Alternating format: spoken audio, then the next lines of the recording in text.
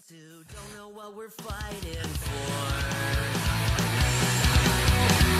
Give us a gun and send us all off to war. We are the ones who grow up in violent homes.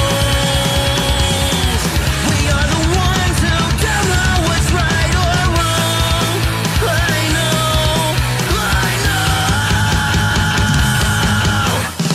We are the ones.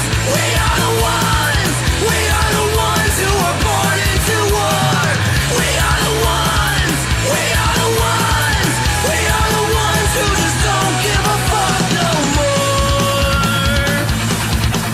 No more. We are the ones who don't know why we're losing score. Give them a badge so they could send us to the morgue. We are the ones who are scared to walk out the door. We are the ones who don't know what we're dying for. I know. We are the ones. We are the ones. We are the ones who were born into war. We are the ones. We are the ones. We are the ones who just don't give a fuck now. We are the ones. We are the ones. We are the ones who were born into war. We are the ones. We are the ones. We are the ones who just don't give a fuck no more. No.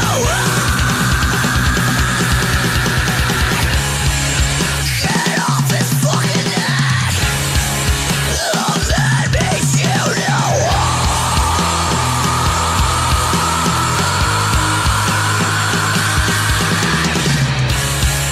He can't fucking breathe. That makes you know.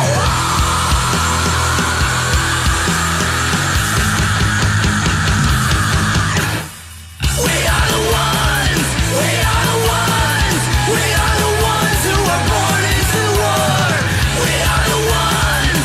We are the ones. We are the ones who just don't give a fuck now. We are the ones. We are the ones. We are the ones who were born into war. We are the ones. We are the ones. We are the ones who just don't give a fuck no more. No.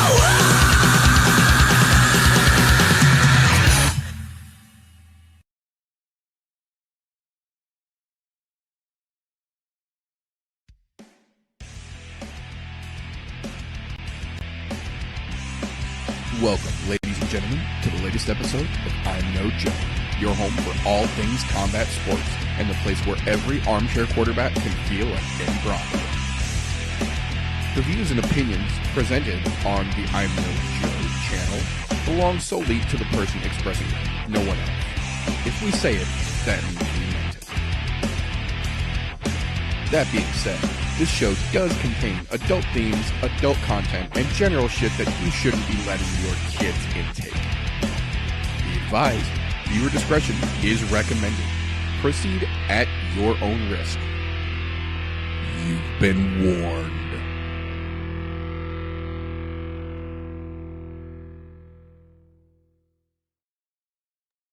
If it's Thursday, it's I'm No Joe. Ooh. I'm just kidding. If you got a boner by that, you sick fuck, subscribe. Welcome, ladies and gentlemen, boys and girls, children of appropriate ages, to the latest episode of the I'm No Joe podcast, the show where every quarterback, every armchair quarterback can feel like Eddie Bravo. See, we do this live. Tonight, as like most nights, we have got a glorious panel here ready to get into the shit talking and the shenaniganry, the fuckery and the fight announcements we have had. Shake down the pipes since we saw you wonderful folk last. But before we get into all that fun and games, first and foremost, how the hell are you gentlemen doing this evening? I'm doing fantastic. Just munching on a little bit of what I'll call English jerky right now. So, you know, Good stock to have. that's right. Good stock to have, and Tell you what, it's much better than the UFC card we got this weekend. Oh boy. I'm doing pretty damn good as well. I'm excited for the weekend, but feel the same as golf team. Not that excited for the fights. Yeah, that's why I threw the title out the way that I did here, because while there are technically UFC fights this evening, I don't think they're even really in the top two. And we'll get a little more into that in just a little bit when we start to break down this weekend's lineup here for you. But first things first around here, as we like to do to kick things off, we will go over a little bit of news and recent events, fight announcements, and just general combat sports news that has come down the treadmill of things since we saw you wonderful folks last. Obviously, we are not doing a recap show this season. If anything interesting happens, we generally try to throw a reel over on Instagram or a short up here on the YouTube channel itself. Obviously, not a whole lot exciting last weekend went down. I will say I do regret not throwing a quick little video up for Eamon Zahabi's crazy fucking matchup, but all in all, that was really the biggest highlight, other than Amanda retiring, which props to fucking her. She literally set the bar so goddamn high.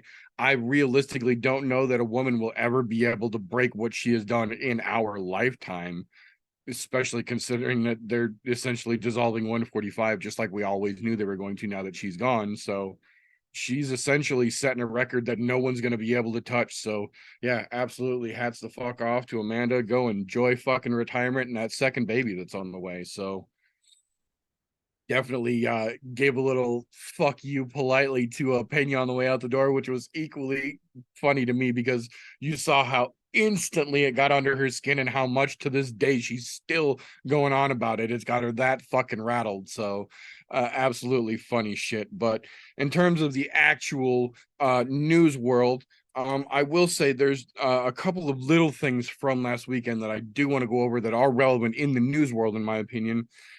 First and foremost, I make no bones about it. I am a petty bitch sometimes. And the reason that I am talking about this very first story is because I am a petty bitch, to the surprise of pretty much everyone in the combat sports world that was watching last weekend. Jesus Pinedo came out with an insane round one knockout of Brandon Loughney to make his name known and fuck up my otherwise 100% perfect Tapology pick for PFL 4 last weekend, you motherfucker. That being said, though, little bit of humble pie for Loughney, who seemed to think that he was just going to be able to skate back through the season this year. Got his ass handed to him right out of the damn gate. So props to Jesus for that. But otherwise, you motherfucker. So there was that. The other big thing that came from last weekend's PFL 4 card was the retirement from MMA of one Marlon Moraes after the KO loss that he suffered, his 7th in a row. Again, Marlon definitely had a huge part to play in making combat sports and MMA specifically as big as it is in the current era, leaving out with a record of 23-13-1, though. Like I said, 7 in a row on the end there, just started to tank his numbers towards the end. Hopefully he can find himself a nice constructive way to spend his time. He could absolutely open himself a gym or 3 wherever the fuck he wanted to, but he clearly does not need to be stepping in the cage and getting punched in the face for money anymore at this point, which will actually tie back to another story we'll get back to in a minute. But in the meanwhile, in terms of last weekend's craziness, probably the biggest crazy announcement from last weekend, at least in a lot of people's opinion, was the seeming stunt gone wrong at the Miami Heat game where they called Conor McGregor to punch their mascot. Sure, what could go wrong there? Oh, wait, it's Conor McGregor. So, of course, he didn't just punch the goddamn mascot. He followed up with a ground and pound shot that apparently sent the fucking mascot to the hospital afterwards. Because Conor McGregor, I mean, look at what has happened pretty much every time someone organization has put their mascot out there as a literal punching bag. The reference that I keep seeing shown in comparison to this is when they brought the fucking mascot out for Deontay Wilder to just fucking absolutely level in one shot. I mean, you have video evidence of how this can go wrong, and then you bring in Conor McGregor. Yeah, went sideways. So there was that. We'll see how that one plays out. I did think it was a little ironic that Dana White was kind of under the same impression. Like, you brought Conor McGregor to punch your mascot. What the fuck did you think was going to happen? Since you just touched on that, and you're talking about that Heat game and shit, I saw the news today. He was up to a little bit more than just knocking out the damn mascots. If you read it's into more any of an that story, accusations, you know, because we already know he's kind of a piece of shit. right? But if you read into that story, the chick that made that accusation, is also currently on the line for witness tampering for 3 other cases, almost exactly the same scenario. She literally has a track record of setting up this exact scenario, I say with air quotes for anyone listening, to try and cash out. She literally is on the hook for $250,000 on one and $340 million on another for this exact scenario, getting caught trying to set this case or this type of case up with other celebrities. Trey Songz specifically is the $300K one that she's tied to right now. So yeah, there was also some fuckery afoot, but that bitch got her own fuckery afoot going on. So we're not gonna give her too much more fucking spotlight than that. But yeah, Conor McGregor be Conor McGregor. So when you invite him out to an event and expect him to go wild, he's gonna go wilder. Don't expect him to go wild, he's gonna go wilder. So I mean, Conor gonna Conor. Cocaine's a hell of a drug. Right? Hey, Dana said it himself. Cocaine's not cheap, so he wasn't doing that appearance for free. Oh no, Conor McGregor gonna Conor McGregor. So we will see how that all plays out as it shakes loose. One positive thing I will say from all the crazy fuckery we had announced last week and the week before, actually, is that PFL owner Ray Sefo came out and held a press conference this week and has officially announced that going forward for the rest of the 2023 regular season, including the playoffs and the championships and every subsequent match going forward, the PFL will now be adhering to the exact same USADA regiment as the UFC. They have officially hired USADA as their athlete testing regiment, and they will undergo the exact same setup of athlete testing that the UFC is undergoing. So on one hand, it is nice to see that the PFL is at least somewhat taking this serious. On the other hand, it is a little fucked up that it is USADA, because USADA is a company that the UFC actually created to handle this type of situation. So they are still making money when other people use them for this type of thing. So I wish there was a little more separation of church and state, as it were, in this sense, but better to see them being proactive and doing something about it than turning a blind eye to it, at least. Now, speaking of opportunities to be proactive, but in this case missed, the Bellator 297 card that we'll talk about more in a little while had their face-offs yesterday, but they were a little unusual in a couple of different ways. First and foremost, they held them on the sky deck of the Willis Tower in Chicago, which, if you don't know what I'm talking about, glass floor, 99 stories above the fucking ground, away from the edge of the building. That's a big, hard fucking nope.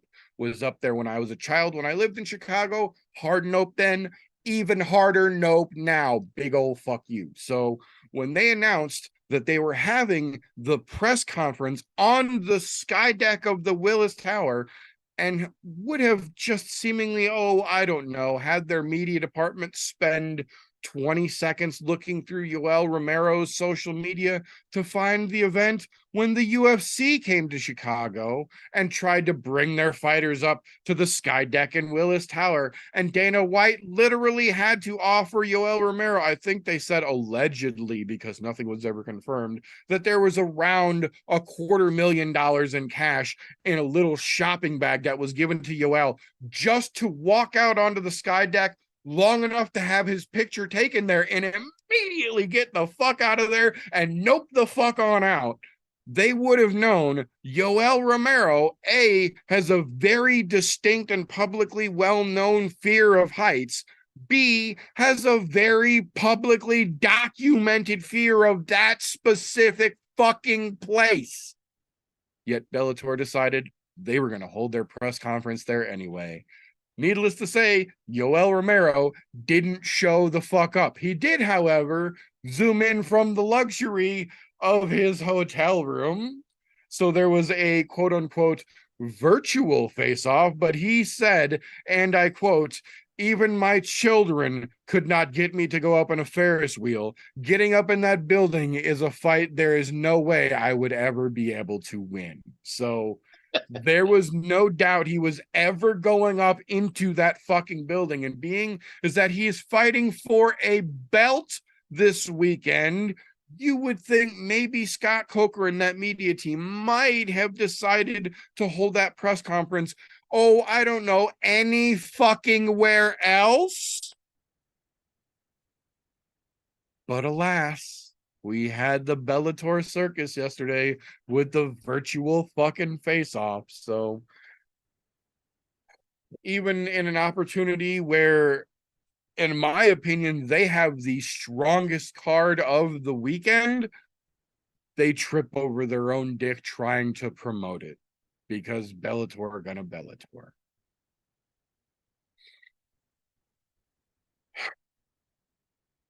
It did, however, give us a in the moment comic moment, or moment of comedic relief, rather, in the moment by one Chael P. Sonnen. So he did get a nice little jab, and he really needed a good one of those lately because Chael's been a bit dry.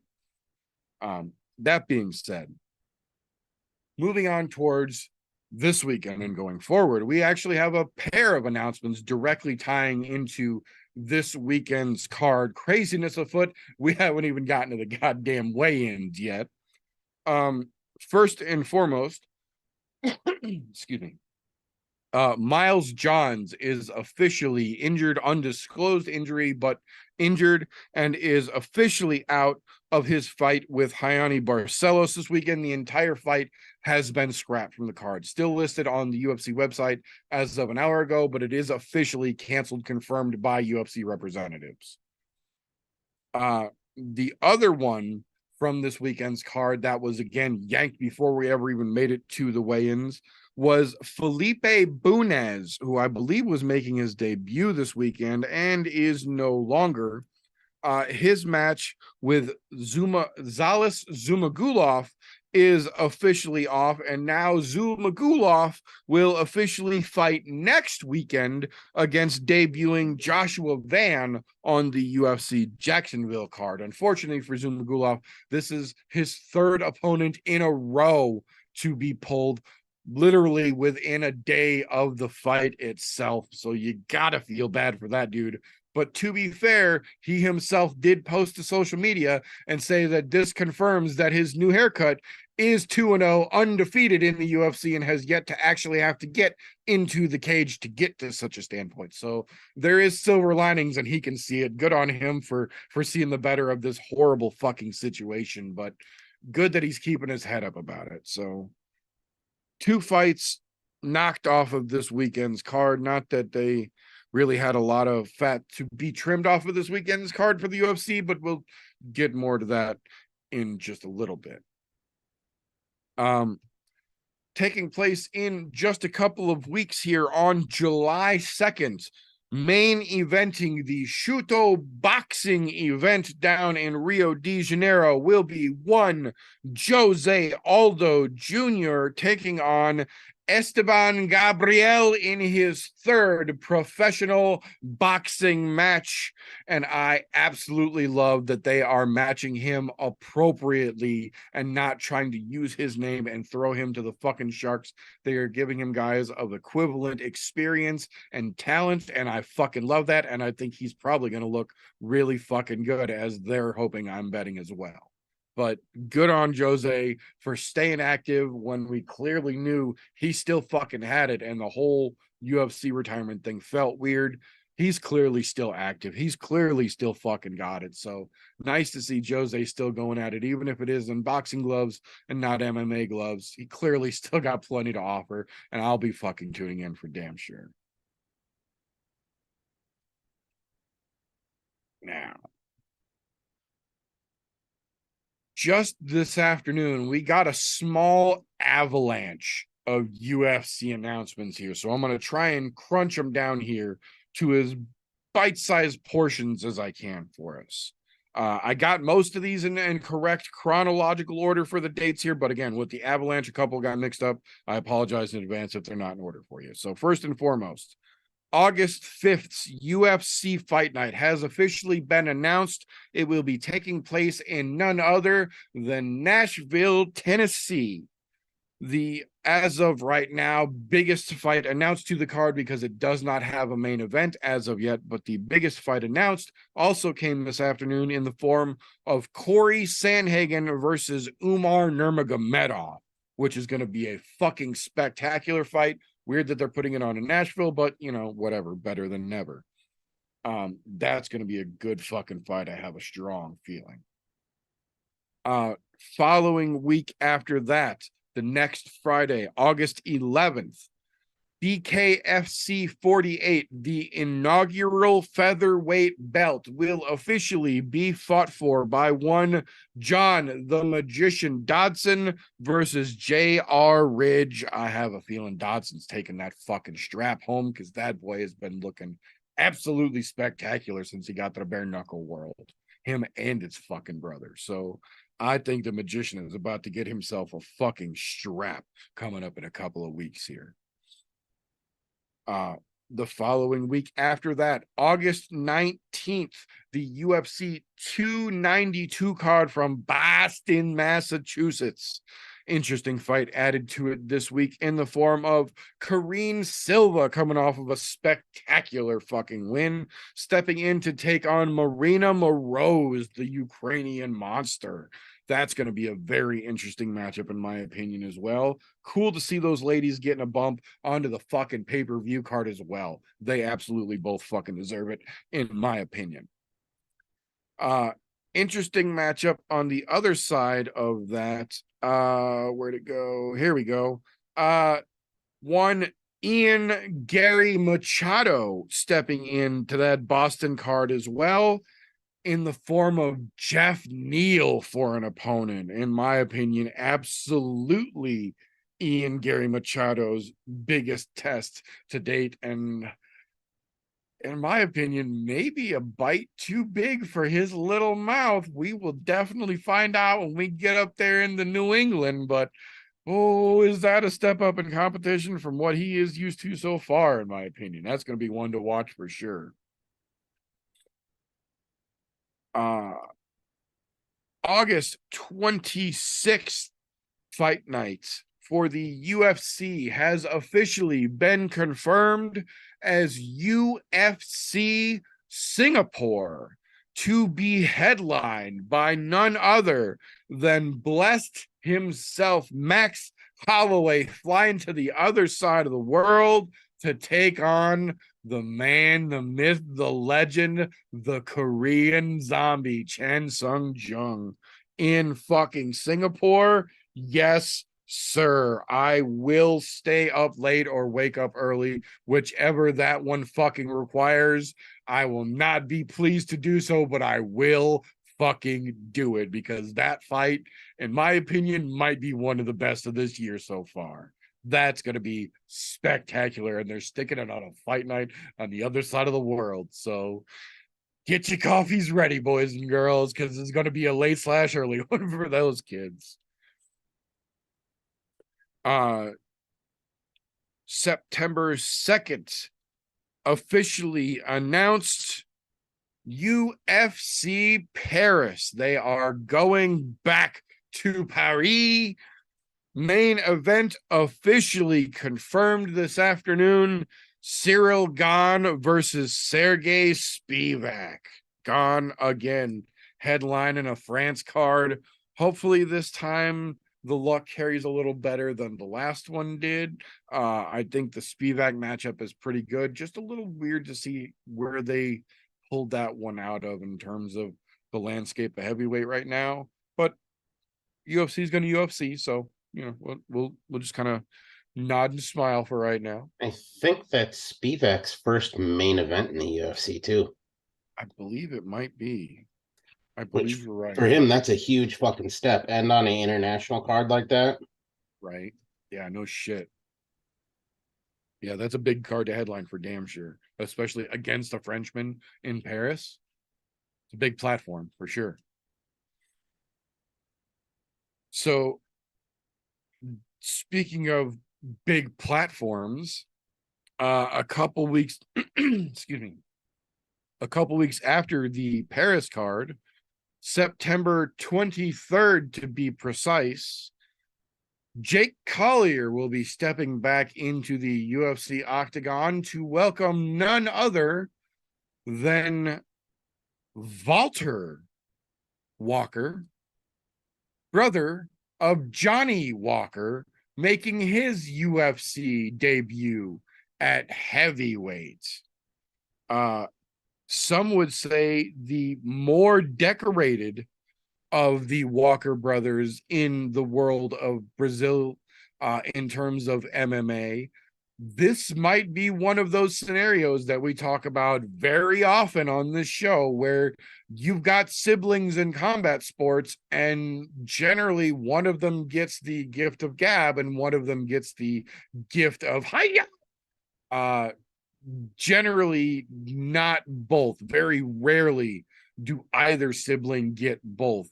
Usually it's pretty discernible after a couple of fights. We'll see what happens when Johnny Walker's brother gets into the UFC, because we've seen Johnny Walker have some highs and lows, and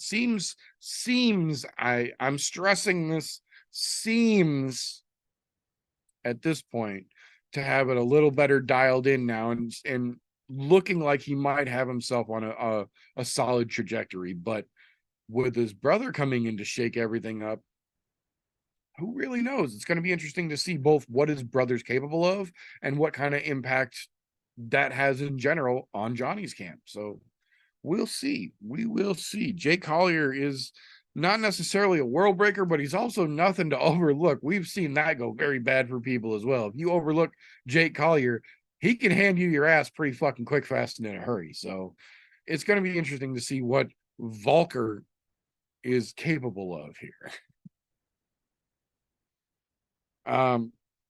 That being said, a couple of non-fight announcement news to wrap things out here. First and foremost, after the loss at UFC 289, Maria Oliveira is officially removed as of right now from the UFC roster. This is most likely because she completed her contract, as indicated by UFC Roster Watch, who literally just notates names being removed from the roster, which more often than not indicate contracts being completed, which means there is absolutely every opportunity for her to get re-signed, and it could just be a renewal or a negotiation period, rather. Could be that the UFC has decided to not offer them a contract renewal and she will be seeking service employment elsewhere. But as of right now, we just know that Maria Oliveira is no longer in the employ of the UFC. In the vein of no longer being in employment, as of this weekend, suffering his 11th straight devastating loss, Antonio Bigfoot Silva has officially announced his combat sports retirement.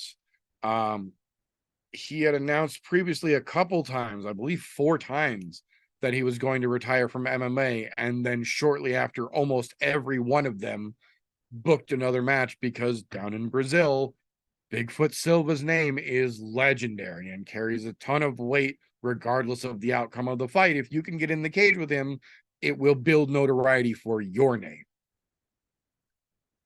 Luckily, at this point, someone has finally convinced Antonio that it is no longer worth his brain cells to sell off his name. And he's going to actually retire completely this time. So thank goodness, and I hope it sticks, because I would like to see that man around long enough to tell his story in complete, understandable sentences in years to come. Now, kind of on the other side of that proverbial coin, as it were, we had another announcement this weekend of someone who is kind of taking exactly that sentiment that we so strongly fucking ascribe to see and literally embracing it to the nth fucking degree.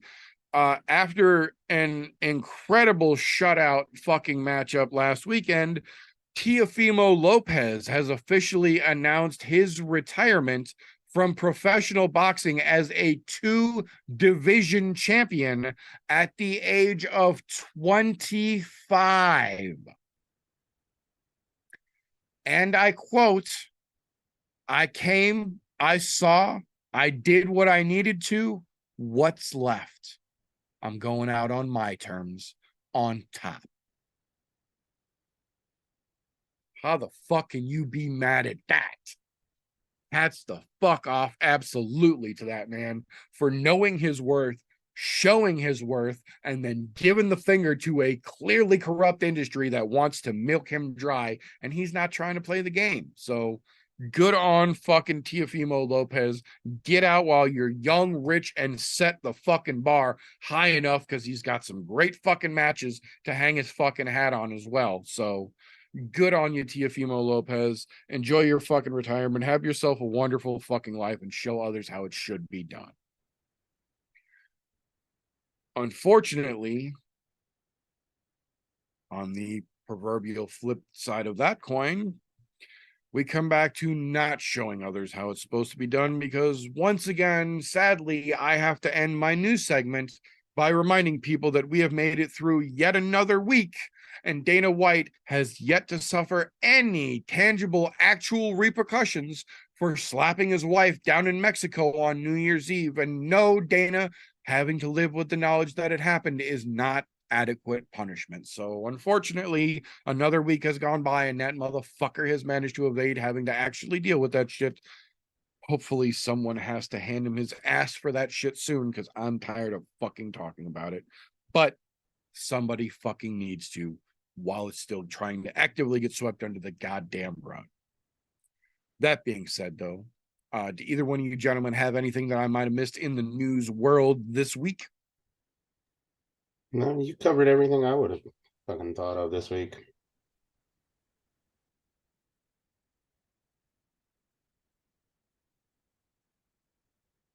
That being said, then, that will bring us to the point where, if you're an MMA fan or a combat sports fan in general, and you have been for a while, like some of us are and have been, unfortunately, that can tend to get you a little set in your ways of how, when, where, and what combat sports you consume. And while that might get you comfortable, that does unfortunately leave you with a set of virtual blinders that you might start to miss out on the other combat sports that's out there. Luckily for us old heads here on the show, we've got ourselves a bona fide young person that helps us keep in touch with the pulse of the combat sports world and keep our eyes peeled to the new up-and-comers, so we don't have to wait till they're already a household name to know who the fuck to watch, in a little segment that we like to refer to as Slows, Cans, and Contenders. Appreciate you, brother. All right, so I do have a little update on the Ultimate Fighter this week. Haven't watched it second week in a row. Watched the first week. Haven't watched the past couple of weeks. Not interested for shit. So I've turned into you guys on that one. But I I do I will know say that Michael Chandler has won the first 3 weeks, and the veterans are winning. And I was I've done my research on it. So I was gonna say I haven't watched it either, but I did watch the fights, not the drama copy paste bullshit for every episode. I just used my ESPN Plus to skip to the actual fight part and watched all 3 of the fights at the fucking end of the episodes, and it's as disappointing as the drama part of the show was. So you aren't missing anything. yeah, I didn't think I was. That's why I haven't been watching. But the way they got everything set up, that's what I know. Michael Chandler, his team, and the veterans are winning, which is what I kind of expected. The dudes that have already had a chance at the UFC are going to be beating guys that are hoping to make their first appearance. You know, it is what it is. Don't recommend watching. That's the other thing. Maybe we'll give an update next week. I don't think so. Other than I haven't watched it still. So then my cans and contenders for this weekend's card. I was gonna put for the cans this week. I was gonna put Felipe Buenas in the cans. This dude is 3-4 in his last 7 fights in the regional scene, and somehow was getting his UFC debut against Zhalgas Zumagulov. I felt like Zumagulov was just gonna whoop his ass. It was gonna be a good time. Horrible news. Horrible luck for Zumagulov. Hope that the fight that they're trying to set up for him next week actually fucking comes through. Good God. But yeah, if Buenas ever gets another chance in the UFC, it's just like a palm to the face moment. Dude's a can. You can't even fucking get above 500 in the regional scene. What are you doing getting in the UFC? So, the ones that are actually fighting this weekend, I got 2 of them. I got Joaquin Silva. Dude's fighting Arman Sarukian in the co-main event. He's 5-3 in the UFC. He's a back and forth guy. I don't think there's anything special about him. He's not a ranked fighter. What the hell is he doing in any sort of a main event aspect, let alone fighting a guy that's in the top 10 of a fucking weight class? It's unbelievable to me what this matchmaking is. But regardless of that, I don't think the guy's got much talent, much skill. He's not a huge finisher. He's just back and forth in the UFC. He loses this. He's going to get dominated in this one. He's 5-4. Can easily be cut. Just don't think he's worth a damn. This week, it was actually somewhat hard to find a lot of kids. I do feel like there is a lot of potential here. You know, there's a lot of decent records, at least. And out of some of the younger people with these decent records, some of them have potential to do something. But my other can is Zach Powder. This guy's absolutely horrible. Got knocked out by Muhammad fucking Usman, which speaks volume. You know, like, if that doesn't say enough for you, you know, well, here's this. 7 pro fights, 1 finish out of his 6 wins. At a heavyweight weight class. Now he's going down a weight class, light heavyweight. Maybe that'll help him a little bit because he's always been a pretty heavy dude, right?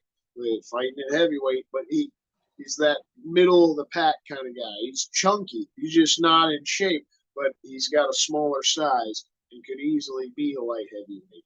But his last fight against Jordan Wright just held the dude up against the fence for 15 fucking minutes. And in my opinion, showed absolutely no skill through all of his fights on The Ultimate Fighter to the point that we are now. I feel like he's going to get dominated by Modestas Bukauskas.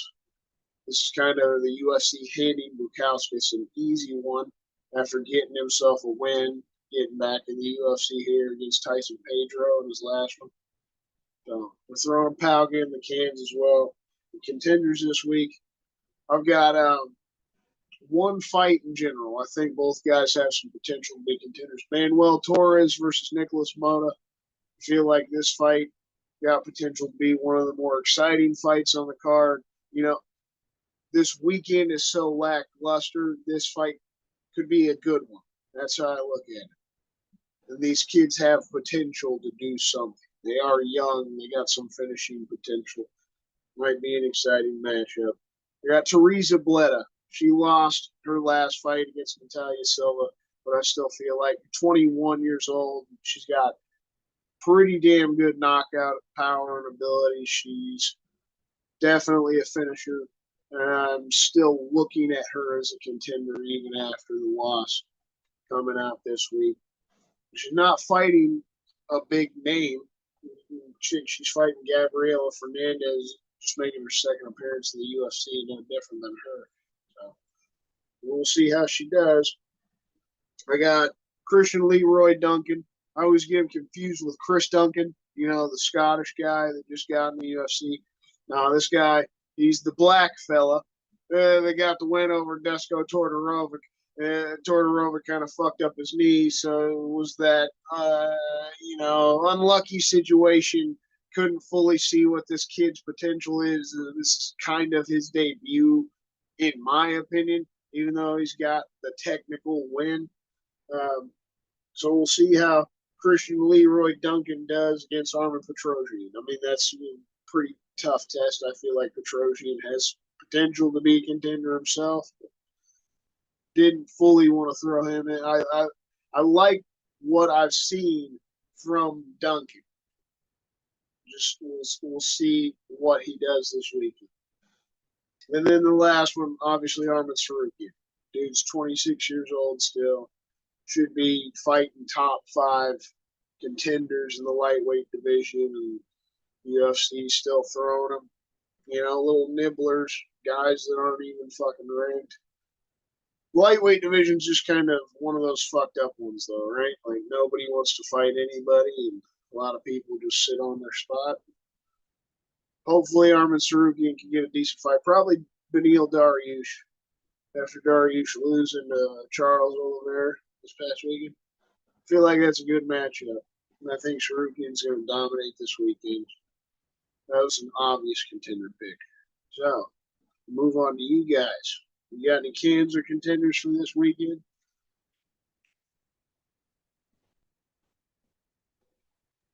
I have a whole can fight, in my opinion. And it comes in at the premier prelim fight. Jimmy Fleck and Alessandro Costa. That is a complete waste of fucking time. To be honest, I think both of them are bottom of the barrel. And neither one of them deserves that spot. They should be opening the fucking card. I would much rather see Miles Johns in a fucking position to be a premier prelim than either one of those two. And Miles John is still a fucking can too. But yeah, then again, we are dealing with table scraps here. So not like it's hard to say there's a couple of fights on here that are complete cans, but I'm going to go ahead and call one that's probably might get me looked at a little funny, and that's all right.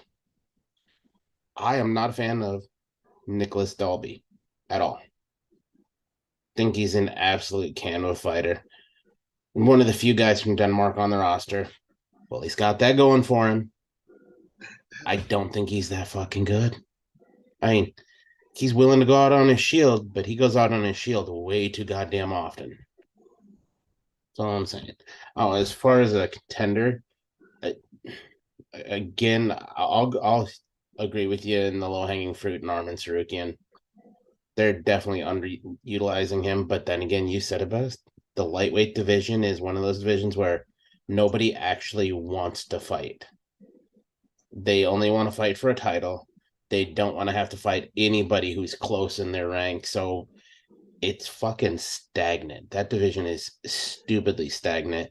And unfortunately, the guys that are in there, none of them are giant needle movers. I think if Armin Sarukian comes out and fucking blast the fuck out of him, he needs to make a statement after that fight and something absolutely batshit crazy to get some fucking people behind him or to start hating him, because hate sells and so does people loving you.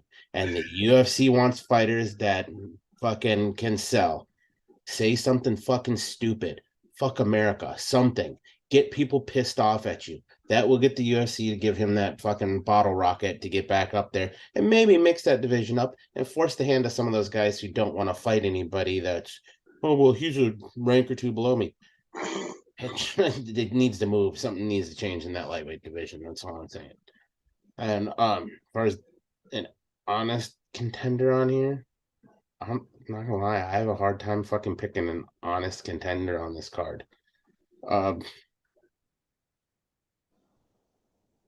I guess I'm in that category of Armin Petrosian. I think he's highly undervalued, and the we'll just say the Armenians as a whole, just fucking put them in the contenders section and call it a fucking day.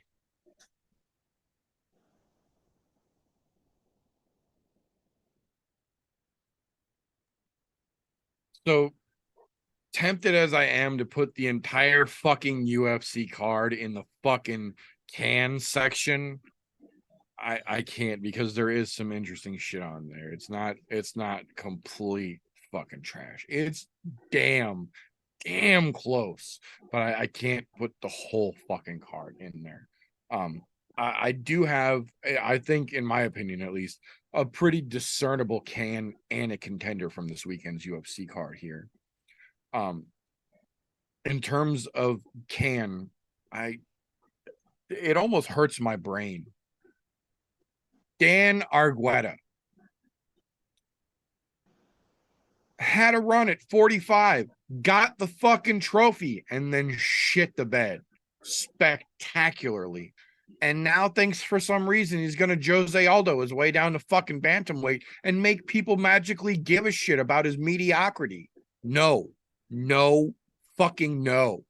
I don't even think Ronnie Lawrence is enough to make you stop yawning saying his name. But I think he's got a fucking spectacular chance of looking great this weekend against Dan Argueta at fucking bantamweight. Yeah, fuck. But on almost the polar opposite side of that, in my opinion, almost criminally underrated, my contender of the weekend, shining above everyone else on the whole fucking card, Chung Ho Kang. That motherfucker is spectacular. He is the definition of live by the sword, die by the sword, because there is zero situations where that dude doesn't either knock somebody the fuck out or get knocked out in spectacular fashion. He's one of those dudes that we like to refer to as being allergic to boring fights. He breaks out fuck punches, shit gets crazy, and it's always fun to see his fights no matter how they play out. So I guess Christian Quinones, who still has a lot to prove but also has a lot of unknowns, I think is going to be a fun fight.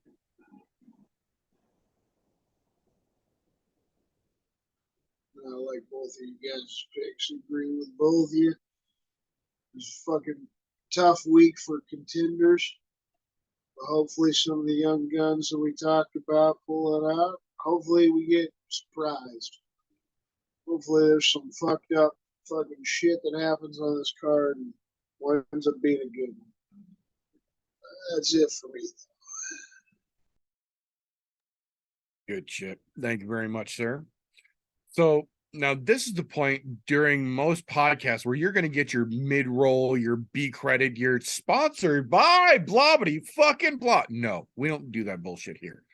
If you want to sponsor this podcast, I say in air quotes, patreon.com/ImNoJoe. For as little as $1 a month, you can help sponsor, I say in air quotes, this podcast and help us do what we do around here. Also gives you access to unlimited footage from the behind the scenes archives, things that we literally have to make sure you are above 18 for legality's sake to be able to even view. But it also gets your name as a thank you on the end of every single broadcast on this channel. That's how we take care of this channel. Fuck sponsor bullshit. That being said, this next segment requires its own actual disclaimer. So Tapology.com does not in any way, shape, or form sponsor, support, or endorse the I'm No Joe podcast. Yet. That being said, Tapology.com does offer you a free service to make an account and make fight picks just like we do. They also offer you the option to create groups to make fight picks. We created one such group. We call it ImNoBookie or Group 965, however you need to find it. It is open to the public. You are more than welcome to come, make yourself an account on Tapology, join our group, and put your picks head to head in a little segment that we use to recap all that fun every week called Tapology with TJ. Oh, so here we are. We're gonna take a little book out of the fucking UFC's book playbook here. We're gonna do Thrill and Agony Week because that's what it felt like.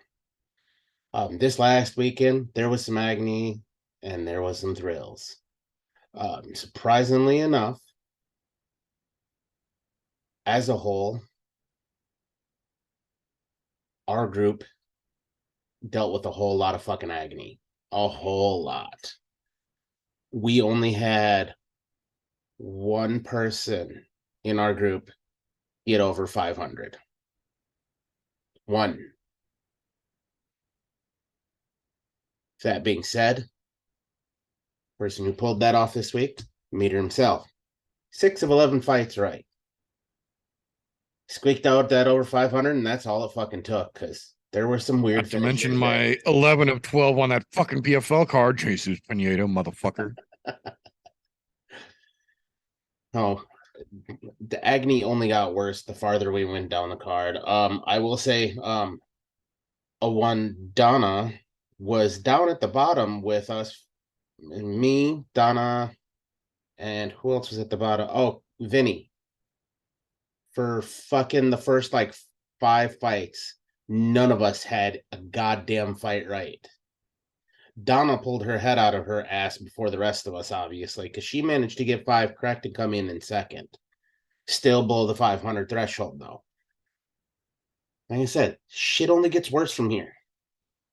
Behind him, you got Christian. Behind her, you got Christian and Don, tied with 225 apiece and 4 out of 11 fights correct. And it gets worse from there. Then there's me, fucking sitting 3 correct out of 11. Obviously, I couldn't pick a goddamn winner to save my life. I couldn't fucking pick the winner if it was in my goddamn nose. But then, of course, it gets one worse. And that honor goes to Vinny this week because, well, he shit the bed with 2. I have no place to talk trash at all this week because as a whole, our group did like absolute dog shit. It was a dumpster fire. Sorry, Vinny, but when you tripped over your dick this week, you lit it on fire with the rest of us because all that friction down at the bottom, it's going to cause some heat. So we got a nice on fire dick here.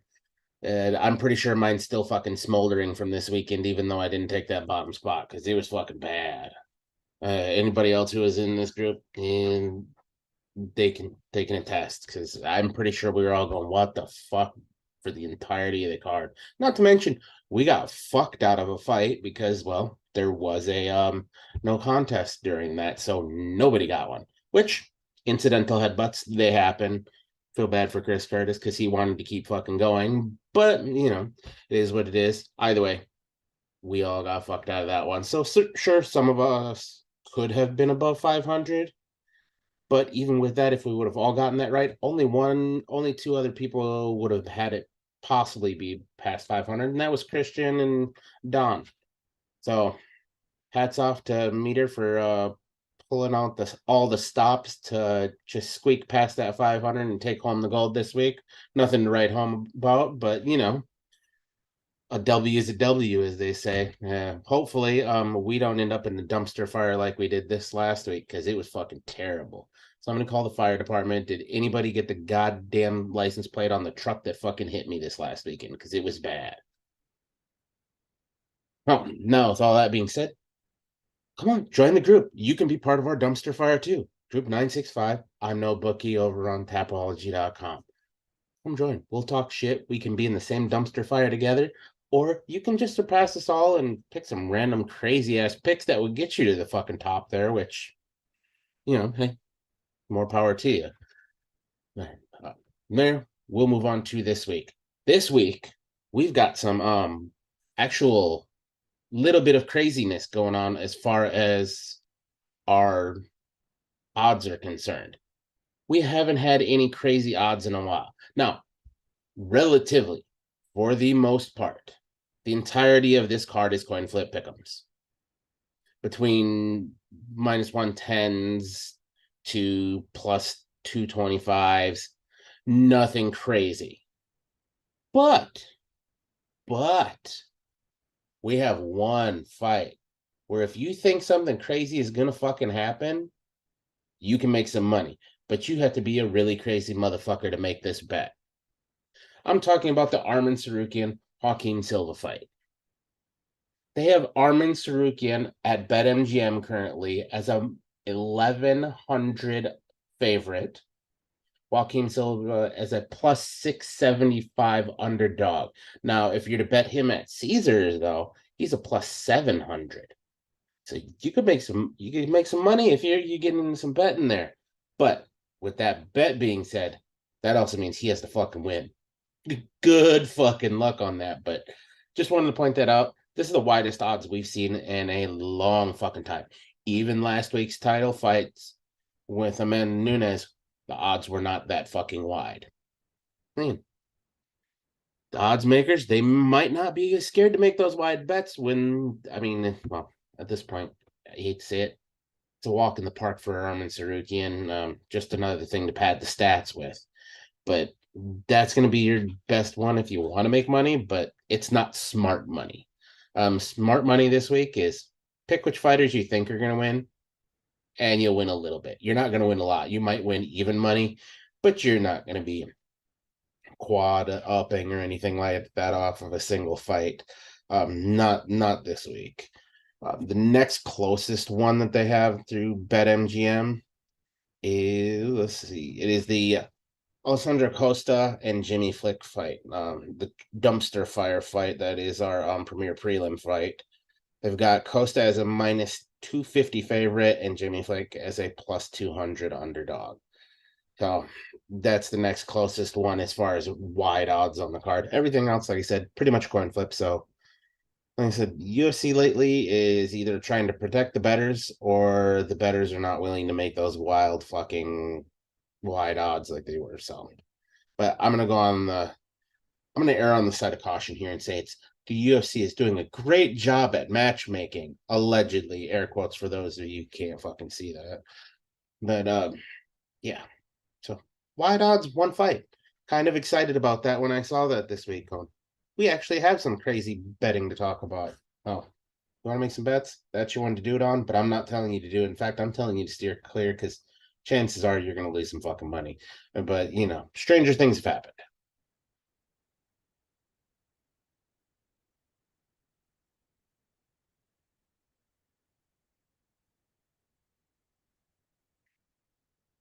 And one last time, in case you forgot, go join our group, Tapology.com, and look for ImNoBookie or group 965. Your choice. It's a pick'em. You'll find us. Join the fucking group. Talk shit. We'll enjoy it. Let us know who you are so we can talk shit back. It's going to be a good time.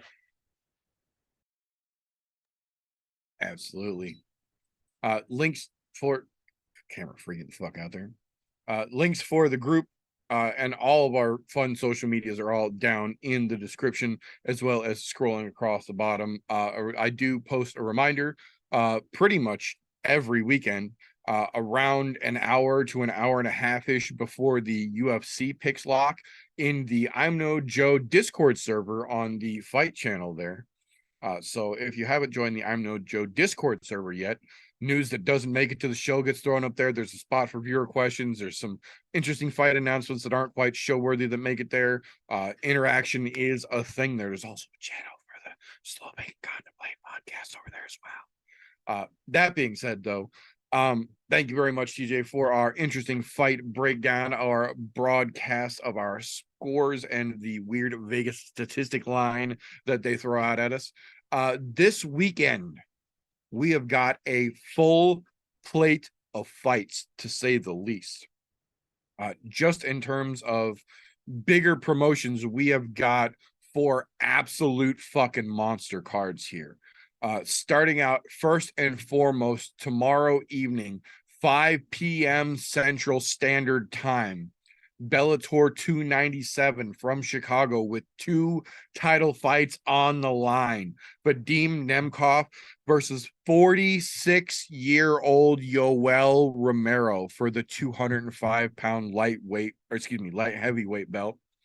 And the co-main event, Sergio Pettis taking on Patricio Pitbull, trying to make combat sports world history. He is looking to be the first major organization's 3-division belt holder. He had the 55, he had the 45. He is now going down to 35, made 135 pounds on the nose today with seemingly no issue, and says he is considering going after the 125-pound belt that Bellator just announced that they will be issuing in the next couple of months if everything goes well down at 35, making him the first 4-division title contender.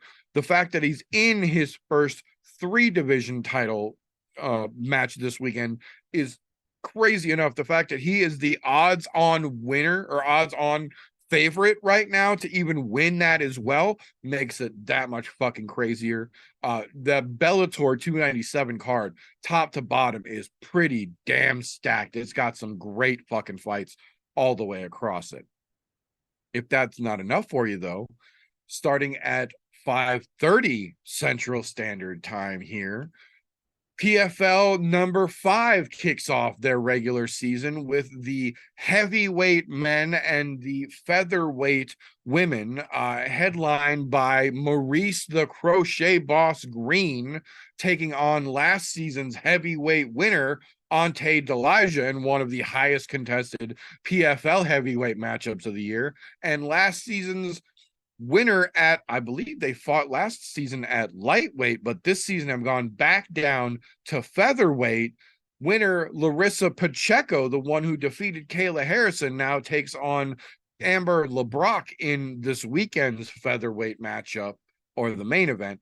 Aspen Ladd in the People's Co-main event. Biagio Ali Walsh, Muhammad Ali's grandson, also fights on this card again. There's a whole bunch of interesting matchups on this PFL card as well. Wrapping things out tomorrow night, 8 p.m. Central Standard Time, LFA 160 kicks off.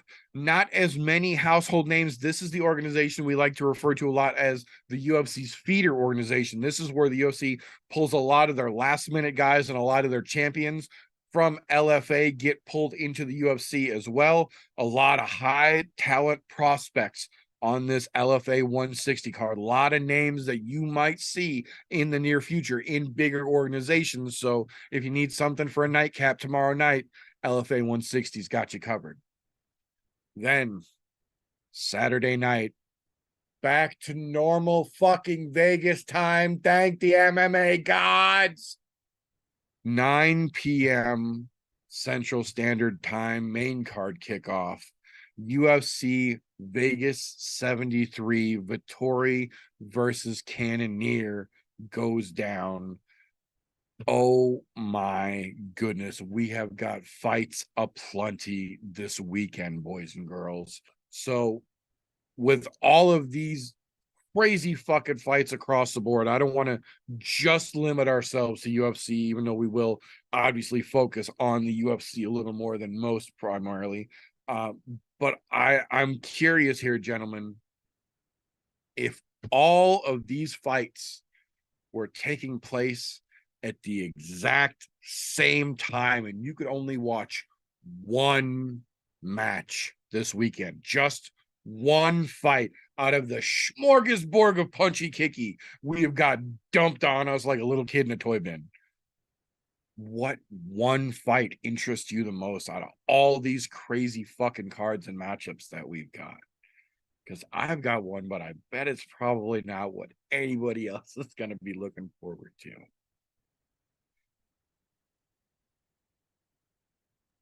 This is going to be an off-the-wall pick. I want to watch Corey Anderson and Phil Davis. That's a fight I'm truly looking forward to. Don't get me wrong. Vadim Nemkov, fucking Yoel Romero, chef's kiss. Sergio Pettis, fucking Patricio Pitbull, another chef's kiss. Let's do it. Those are fucking great. Even our UFC fucking main event, Cannonier and Vettori, I won't quite say chef's kiss because I fucking hate Vettori, but still a very watchable fight. But give me any chance I get a chance to watch fucking Corey Anderson do work, I'm there 100% of the time. I could definitely see that. What do you think, Christian? Well, I agree with Golf T there. There's plenty of exciting fucking fights. I'm really excited for the Nemkov and Romero fight, but the most exciting for me is really the main event, the UFC, Cannonier versus Vettori. And that's just because I'm a Vettori fan. I mean, he is Italian. I'm Italian. I got to ride with my brother, the Italian dream. He's literally like, the UFC doesn't have a lot of Italian fighters, and he's literally the best Italian fighter on the roster. So it's like personal reasons, but it could be an exciting fight. I'm just leaning towards that. I know the possibility can be a complete snoozer because of how these dudes have fought before, especially recently. This can be just a boring hug against the fence fest for 25 minutes.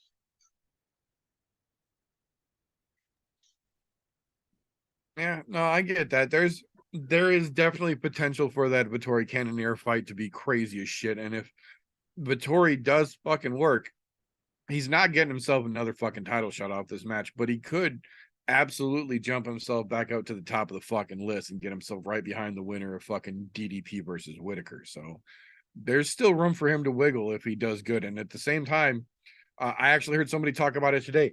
The only people at middleweight who have beaten Jared Cannonier are Israel Adesanya and Robert Whitaker. He has beaten everyone else at middleweight they have put in front of him. The only people to stop him have been at the time both champions, or Whitaker coming directly off the champion, but then Adesanya as champion. So two fucking title holders are the only people in the division to have stopped him.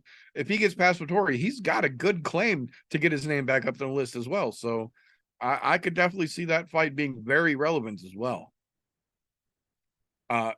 My fight of the weekend that I am looking forward to the most, though, is probably one that a lot of folks aren't even aware of. It sadly has been fucking buried on the 15 fight deep card that Bellator 297 is putting together.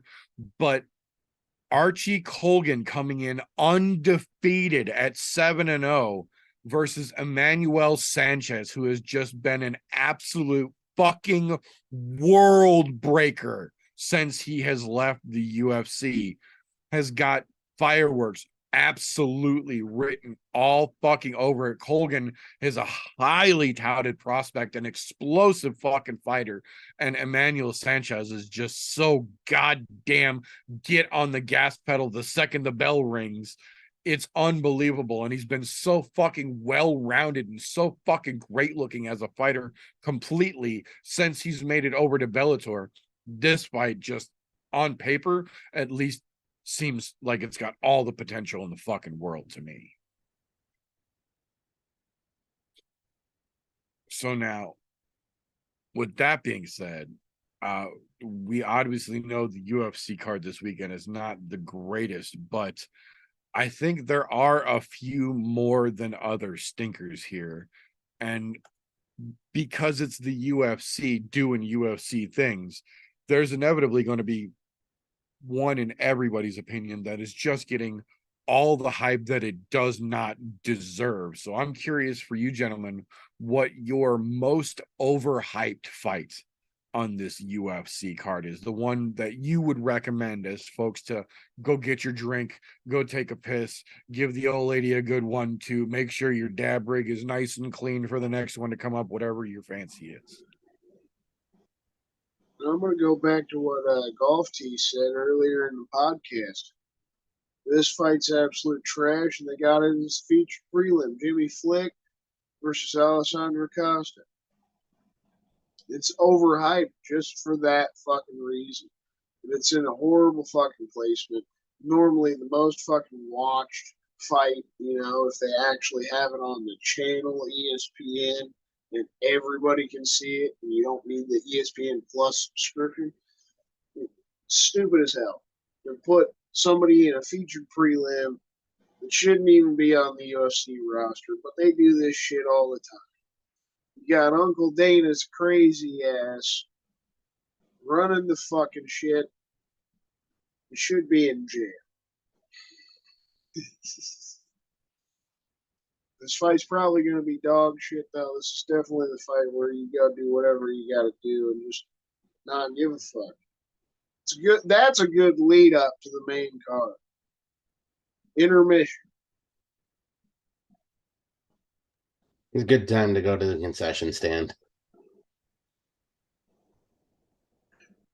Follow that up because you took the fucking wind right out of my sails there. So I will second that. Motion passed, motion carries, the whole fucking nine. Drop the gavel on that sumbitch. But there's one other one, and I'm gonna have to go with the light heavyweights. Zach Paga and Modestas Bukakas. Fucking go take a fucking break, a breather. Look away from the TV, go play with your kids, fucking take the dogs out to shit. Throw the shit over the neighbor's fence because fuck your neighbors. That's the kind of fight that is. Absolute dog shit. I can absolutely agree with that as well. That how that fight made it on this card to begin with, I'm guessing it's just because they needed numbers to fill the card out. Why the fuck are we still talking about this fight is a little different though. Mine's the co-main event. I don't, even in the world of UFC logic, understand how or why the number 8 lightweight, a very contested division, number 8, a top 10 lightweight, has to face an unranked guy in a co-main event with a division full of fighters that are literally crawling over each other like eels in a bucket. You cannot turn lightweight fighters over fast enough to get those rankings changed. And for some fucking reason that is unbeknownst to me, we have the number 8 guy, a top 10 UFC lightweight fighter, taking on an unranked fuckstick in Joaquin Silva. For what? And why in the co-main event? There are plenty of other recognizable cans that are closer to 15 that you easily could have thrown at Arman, that he absolutely could have smashed just as easily as he potentially will against Silva this weekend. And it would have been a more entertaining and a more sellable fight, in my opinion. Why the fuck is this unranked dick getting a shot at number 8?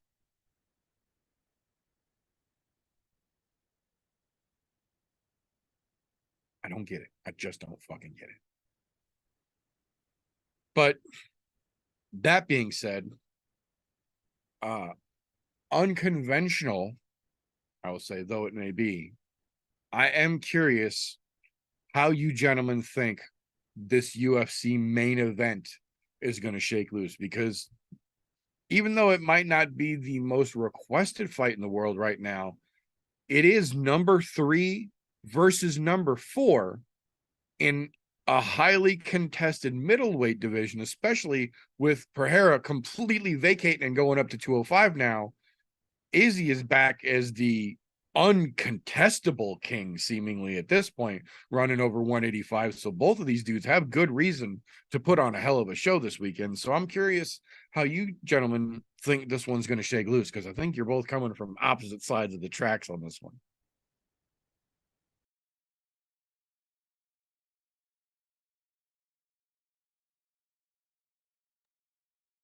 Well, yeah, I said it earlier.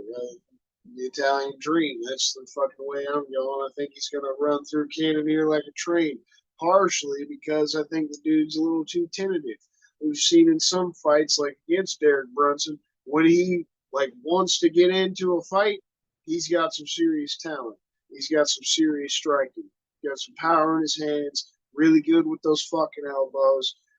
He can use his takedown game and wrestling game too. He hasn't done that in his past couple fights. Literally against Izzy and Strickland, he just pretty much stood up with him for the whole 25 minutes of both fights. I felt like he lost at the end of last year to Strickland. The judges just don't know what the fuck they're looking at. And if he goes in there pussyfooting against Vettori, he's going to make Vettori look really fucking good because that guy's not necessarily the greatest striker.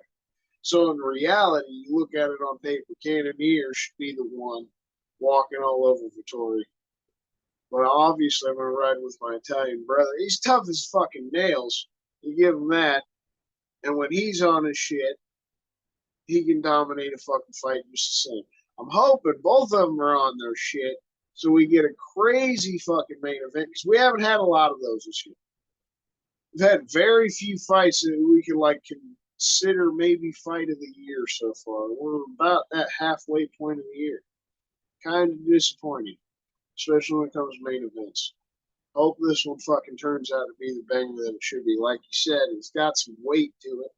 The guys can work their way back into the title. Number 3 against number 4. It should be a fucking good fight.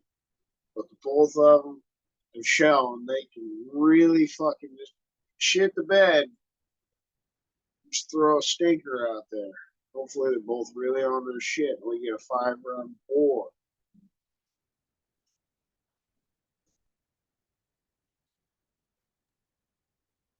All right.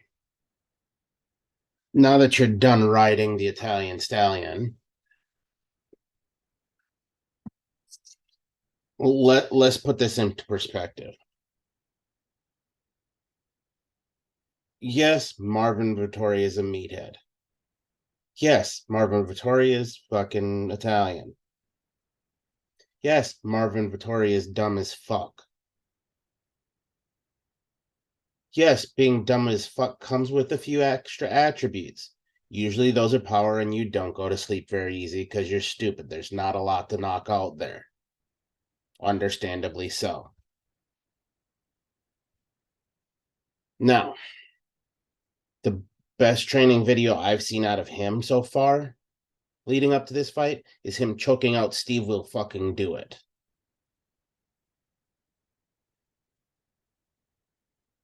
Sure, you can put a guy out who's fucking built like you, but doesn't know how to fight. But to put somebody out who actually knows how to fight, how to wrestle, how to knock people out, good fucking luck. But I do think Jared Cannonier gets this done. Of course, he looked fucking tentative against fucking Izzy. He was looking to counter-strike Izzy, and Izzy is a better counter-striker. So that fell into right what it looked like. Of course he's hesitant. He's seen what Izzy does to people. Who doesn't? What about Strickland though? That he looked like dog shit in that fight. He didn't look great against Strickland, but he did just enough to win. He point fighted him, got the points he needed. That's it. But he's also his last loss was to the fucking champ. He's had wins prior to that and leading all the way up to that. Whereas we can't say the same for Vettori. He's lost to the champ. He's lost to Bobby fucking Knuckles in a decision. Bobby Knuckles doesn't decision anybody. Bobby Knuckles couldn't pull a fucking decision out of his ass if he wanted to. But he somehow managed to pull it off against fucking Vettori. What does that say? Just saying. I'm not going to try to MMA math this shit because MMA math doesn't fucking work here.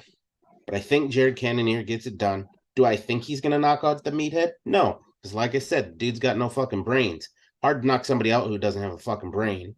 So I think he'll get it done, but it's going to end up being a boring ass fight, and it's going to end up being the decision.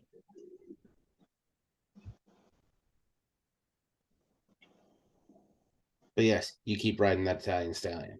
I'm glad you're proud of that moment. Hope you brought extra lube. I will say I think you both made valid points. I do agree with part of both of your statements here.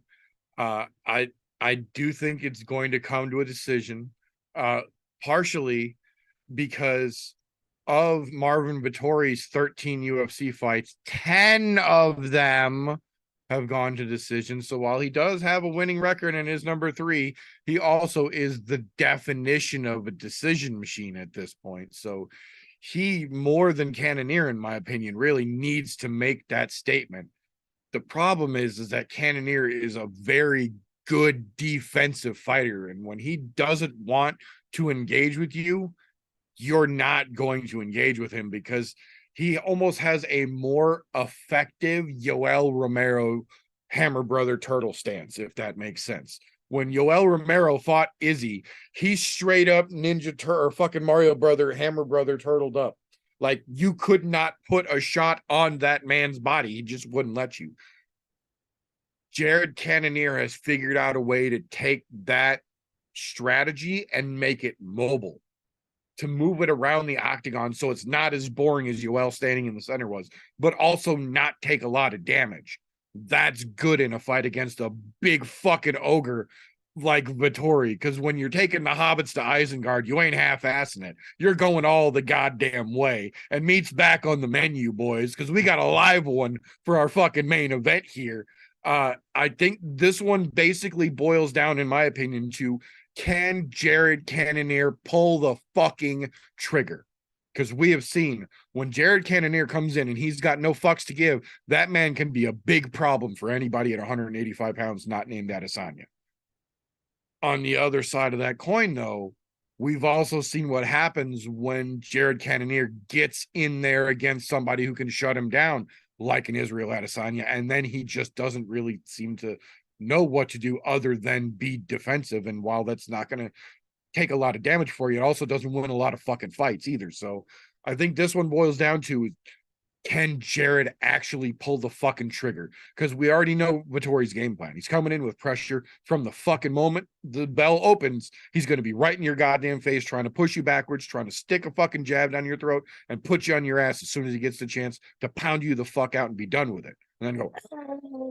But if Jared plays that fucking game and is smart about it, he's got every chance as well to get in there and take Vettori to a long decision, because I don't think he's going to knock him out. I don't think he has what it takes to knock Vettori out. Let me make that very clear. But I do think he absolutely has enough of a strong defensive game to take him to a full-on fucking decision and potentially make him look stupid doing it if he can be smart about how he uses his defense. But if he turtles up and he just lets Vettori circle around him for 25 minutes, throwing weird fucking jabs that aren't going to do a whole lot of damage, it ain't going to look great, but it's going to get him another decision fucking win and keep him solidified as that number 3 dude in the middleweight division. And while it might not be what anybody wants to see, it's a hell of a fucking technique and it's a hell of a strategy that could really work. So I'm not 100% certain which way this shakes loose, but I am fairly certain it's going to come down to, is Jerry going to be able to shit or get off the pot?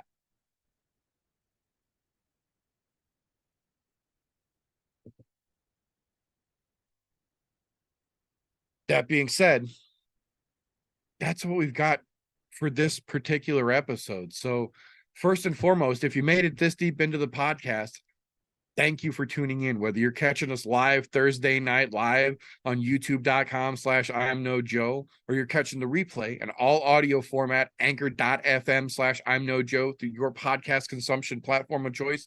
Either way, we appreciate you tuning in.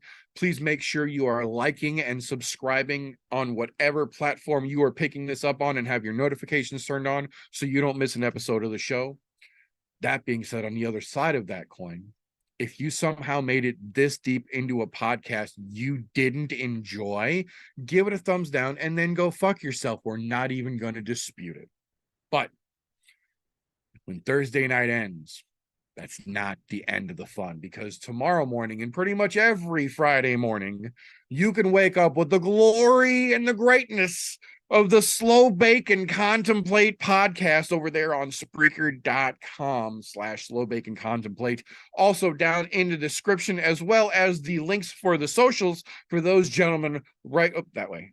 Those gentlemen right over there, and the link to their channel on the I'm No Joe Discord server as well. Scrolling along down in the bottom. Don't forget to check those boys out.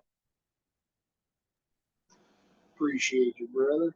And of course, you can't fucking forget, once we get on into the next week, you got to go show the brother Golf T Vape some motherfucking love. Tune in every fucking Wednesday night around 9 o'clock on Golf T Vape's YouTube channel. You tune in, get to see some mixes and some recipes for some fucking vapes. Just get to chill and have a good fucking time.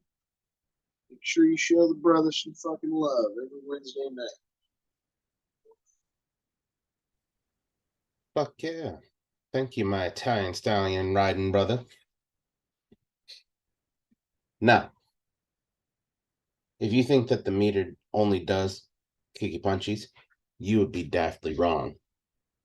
You may want to go right down below, click on Linktree / the meter does many things to find out all of the many things that the meter does do.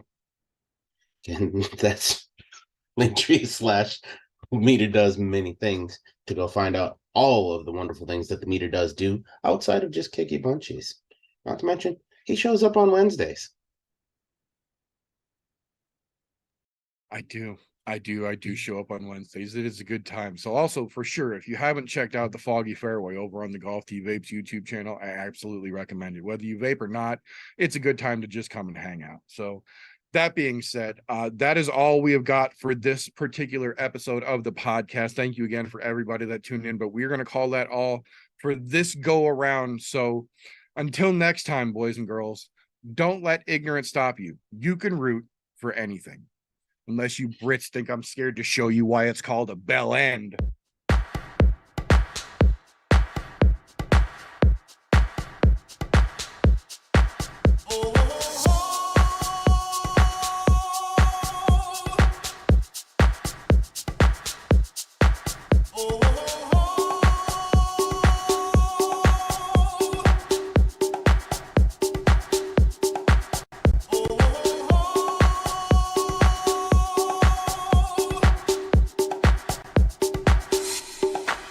Everybody was kung fu fighting.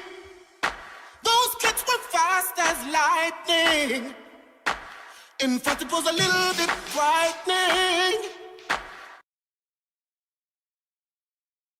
How do I say goodbye to what we had? The good times.